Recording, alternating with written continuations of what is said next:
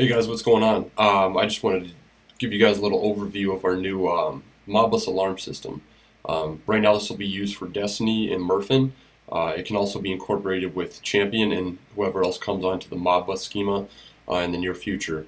So first, we'll start on the front end. So this is where the client will come in, manager or level 3 user can come in, and what they do is they choose some of these registers right here, and you'll see, for example, this is like a high alarm. So what I would do is put a value in here of 1, because right now we're switching over to a new ModBus system where we do not look for specific values, we look for specific registers, and those either have a 1 or a 0 for an alarm state.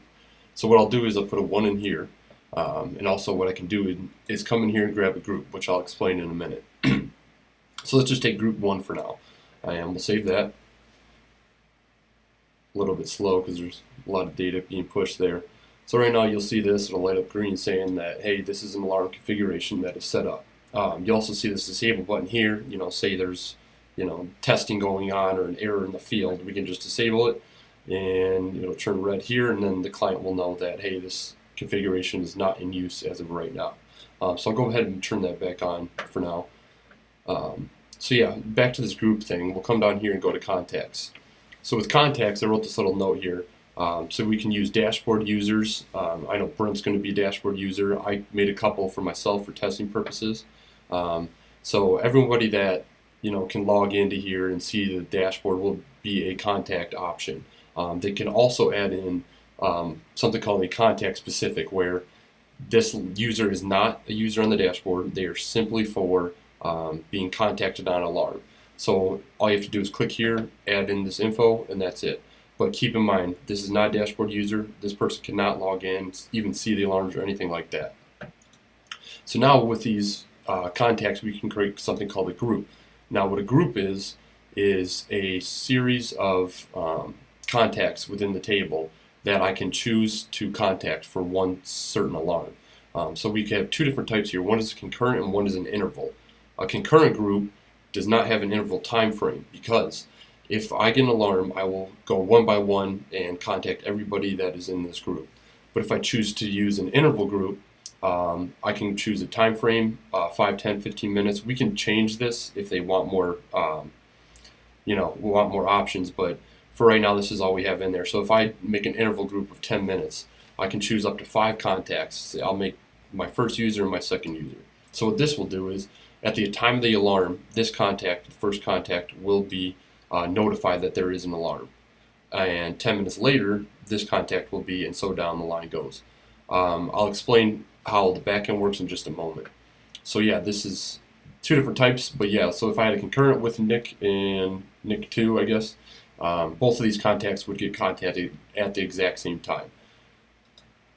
So this is just the overview page. There's nothing in there because they don't have any alarms yet, but it'll just tell them the Modbus, the tag, date, and the reading. So we'll go ahead and dive into the back end real quick. So what I do is I call this function right here, and what this does is it goes and grabs all the accounts that are now using the Modbus alarm system. In this case, it is only Destiny because that's who I'm testing with.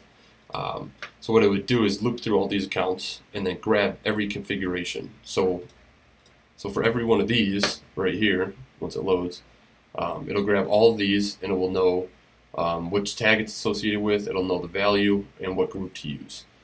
So what I do is I come in here and I say, hey, if this, I'll explain this in a minute, but if this configuration value is the same as the last reading value, then we know there's an alarm. So essentially, I go and grab the last tag reading.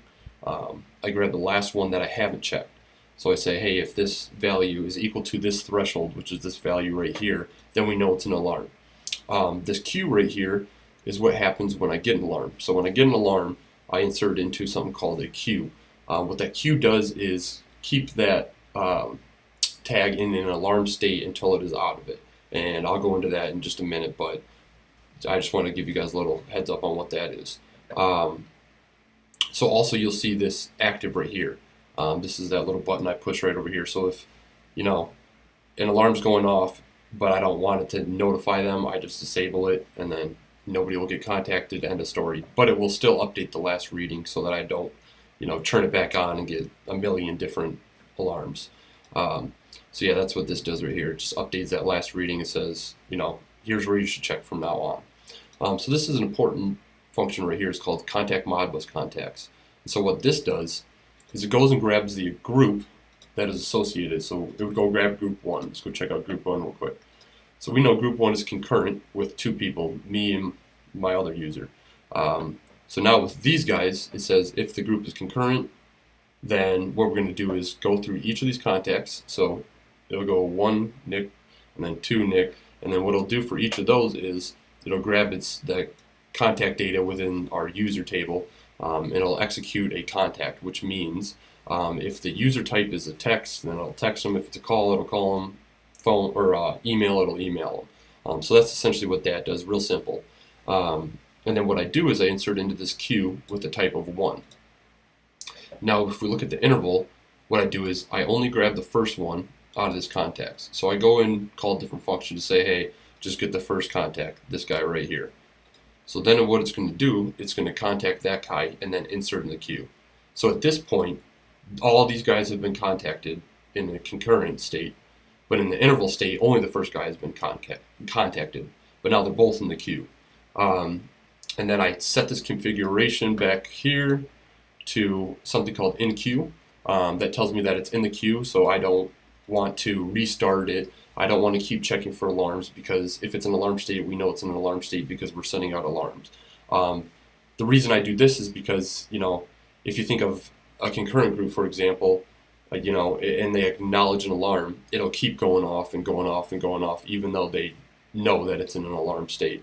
So I'm using the queue to handle, alarm states, because that's what me and John spoke about. Originally, I had it, every single reading I would check and see if it's an alarm or not. But now we're just using alarm states. So, it could be an alarm state for an hour, and they get contacted and they acknowledge it right away. Then they won't get, another alarm until it's out of the queue and the next alarm happens. So this is just a series of functions that helps me piece it together. So this is the initial offering, if you will, to decide if this is an alarm or not. So now at the same time frame of checking those alarm values to see if they should go in the queue, I check the queue itself. So what I do is I do the same thing that I did with the configurations, but I now call them queue configurations. Now for each of these queues, I grab the acknowledgement. So if this alarm has been acknowledged, then that tells me what I can do with it. I also check to see if that configuration was disabled within the time that it was put in the queue. So, if I get an alarm and I say, oh crap, we're testing this, and I go turn it off, I got to tell the queue, hey, it's okay, it's just a testing phase. So I kick it out of the queue and just keep it disabled until they're ready to be back. So that's what this active is right here. So if it's not active, what I do is I go grab that threshold once again. And now I check the reading that is stored in the queue, and then check it against that threshold. So now, if it equals that threshold, then we know it's an alarm. But if it's not, what I do is I go back to the configuration, say, hey, here's the last reading I checked from within the queue, so that you know what to check later on. And then I set the configuration to be out of the queue so that it can run, because otherwise if it was in the queue it wouldn't run, it would just be handled by this function. And then I delete it out of the queue, so that we don't have overlapping and stuff like that. So now back to where I said if the reading value is an alarm, I go check this index right here. What this tells me is who is the person that should be contacted.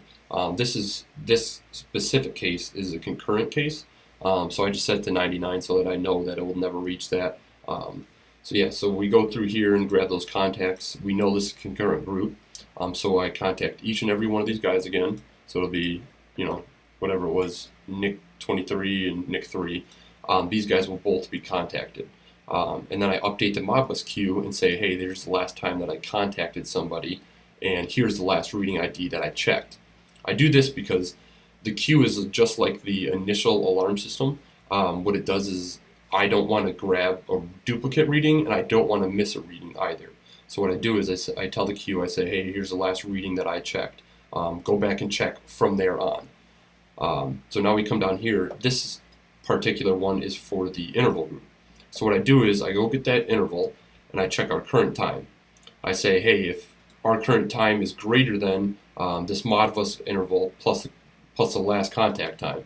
To simplify that, I grab the last time I contacted somebody and I add the interval to it.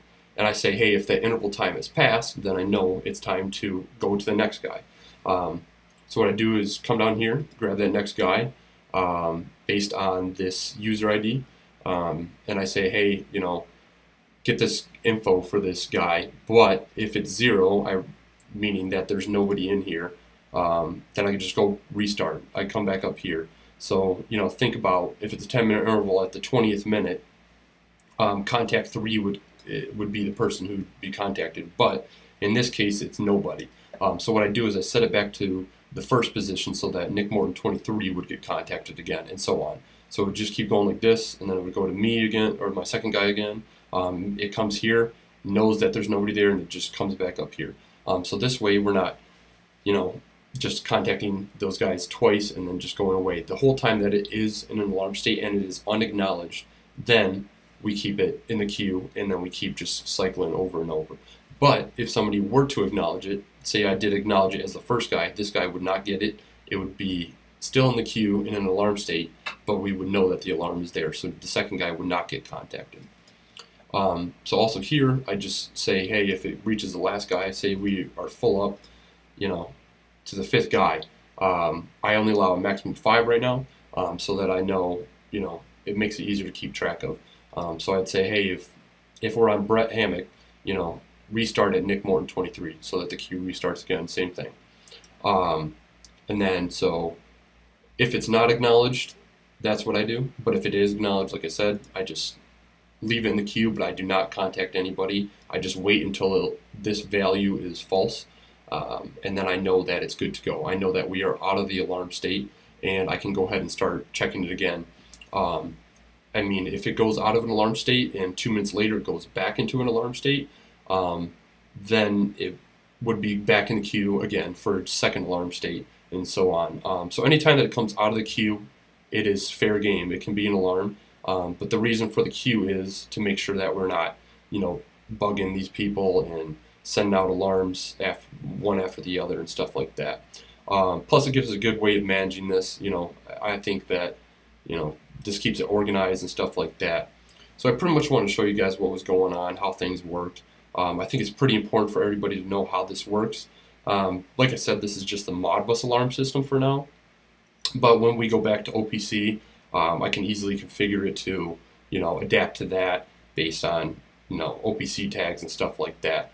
But yeah, let me know if you guys have any, concerns, questions, or anything like that. Pretty complex system. It might seem like easy, but there's a lot that goes into it. So yeah, next step is to just add in some acknowledgments, which would allow them to, acknowledge those alarms so that the queue knows how to handle it. And that will be done via call, message, and email. So yeah, let me know if you guys have any questions or concerns. Thanks, guys.